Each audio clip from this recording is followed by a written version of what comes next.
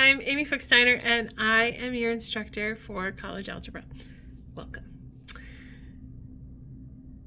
I'm supposed to tell you about me, and I'm going to overthink this and probably babble quite a bit. I'm not going to tell you how many versions of this I have now talked through. We're just going to talk. All right. I live in La Crosse.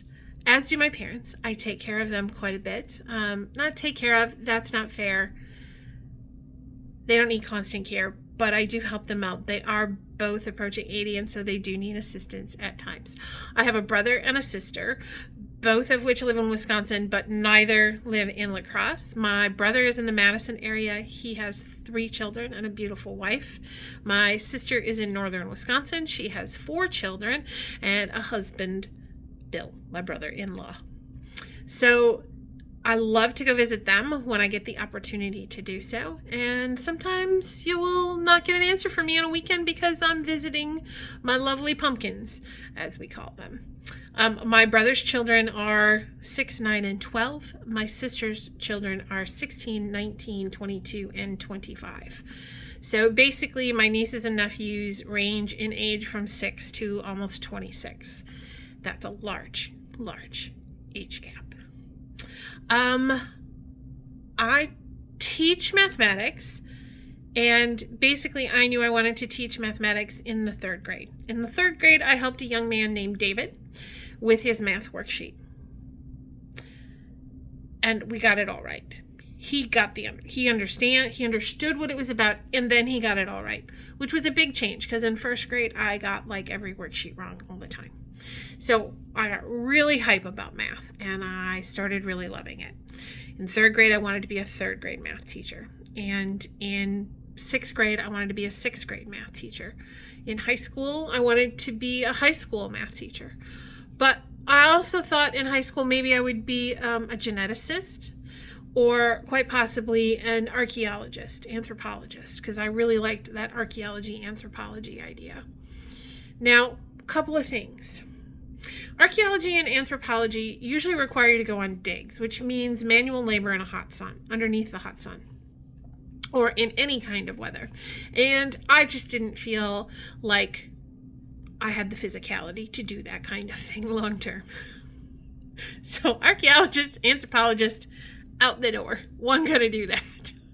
Geneticist, loved that. Loved the science of it, loved the math that was involved, but just pictured myself in a very sterile room, just playing with pipettes and beakers and all of that kind of stuff, and just did not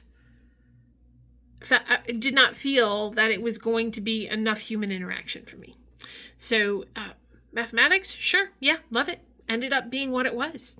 And I got a job in Southern Texas, taught there for a few years, came home several times because I was in my 20s and people were having babies and getting married, and it just seemed like every time I got there, I had to turn around and come back. It was the weirdest thing. Like, I'd spend 2 weeks down in Texas, and then I'd have to come back home for a baby or a wedding or, something else. It just was nuts. So a job opened up back in La Crosse, and I applied and got the position. Taught at a local high school for 10 years. Then a position opened up at Western, applied and got that one, and been here for a decade and change now. I love what I do. I love teaching the mathematics. I love sharing the mathematics with all of you. And I think probably most of all, what I really love is when people discover that math isn't what they always thought it was, and that there is room for everybody in the mathematics. It doesn't have to be the traditional algebra. It doesn't have to be the traditional trigonometry route or geometry route that you're used to. There are all different kinds of ways that you can concentrate in math, and it doesn't have to look like letters and numbers. It can be all different kinds of things. I hope we get to see some of that this term in college algebra, and I cannot wait to share what I love to do with you.